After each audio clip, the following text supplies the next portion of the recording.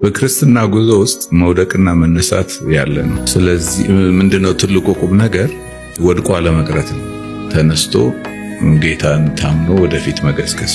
ክርስቲያን ይወድቃል፣ ይነሳል፣ ተስፋ አይቆርጥም፣ ወደፊት ይሄዳል እና የክርስትና ህይወታችን ተጀምሮ እስኪያልቅ ድረስ ስሙዝ ነው።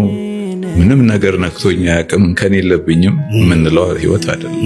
በእግዚአብሔር ጸጋ እንታመናለን፣ እንደገፋለን። ዳው ወድቄ አላቅም ደክሞኛ አላቅም ብሎ ለማለት ራሱ ትንሽ ግብዝነት ነው ብዬ ነው ማስበው። ሰዎች እስከሆነን ድረስ አፕ ኤንድ ዳውንስ ይኖራሉ።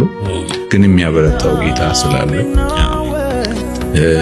የሚደግፈን መንፈስ ቅዱስ ስላለ የሚያነሳን ቃሉ ስላለ እንገሰግሳለን ወደፊት።